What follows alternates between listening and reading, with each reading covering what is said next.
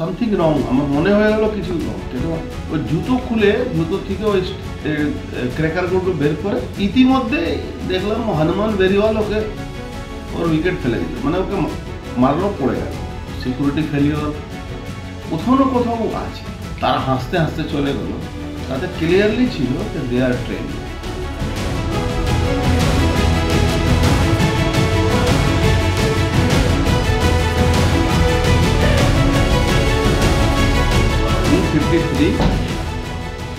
আর 345 এর জাস্ট উপরে ও বসেছিল ওরা ওই দর্শকদের কাছে।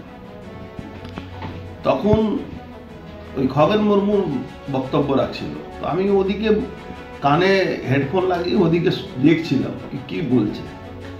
এবার ধম করে একটা আওয়াজ হলো, আমার এটা বের করে আমি দেখলাম সামথিং রং, আমার মনে হয়ে গেল কিছু রং। কিন্তু ওটা পড়ার পরে ছেলেটা একদম জাম্প করলো, মনে হচ্ছিল is a trend person. Jump করে ওই একটা লাফ দিয়ে একটা গ্যালারির মধ্যে উঠলো। আবার ওকে তখন আমরা ওর দিকে যখন এগোচ্ছি তখন ও জাম্প করতে শুরু করলো। 2-3টা স্টেপ জাম্প করার পরে ওই জুতো খুলে জুতো থেকে ওই ক্র্যাকারগুলো বের করে আমরা ওকে ধরতে যাচ্ছি, ইতিমধ্যে দেখলাম হনুমান বেরিওয়াল ওকে ওর উইকেট ফেলে দিল, মানে ওকে মারলো, পড়ে গেল। তারপরে সব ইতিমধ্যে দেখছি কি পিছনে আবার 353 নম্বরের সিটের জাস্ট পিছনে 353 ভ্যাকেন্ট আছে, কিন্তু আমি ওখানেই বসেছিলাম।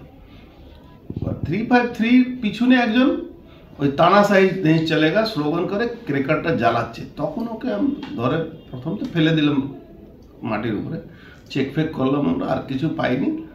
তখন ওটা রাগে যেটা হয় পেটাতে পেটাতে সব নিয়ে গেছে। এটা ক্লিয়ারলি এটা বোঝা গেল কি সামথিং, মানে বলা যায় কি ভিজিলেন্স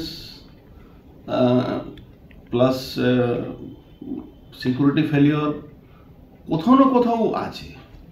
কেন যে জুতোটা পরেছিল তার মধ্যে কেটে একটা জায়গা তৈরি করেছিল ওরা।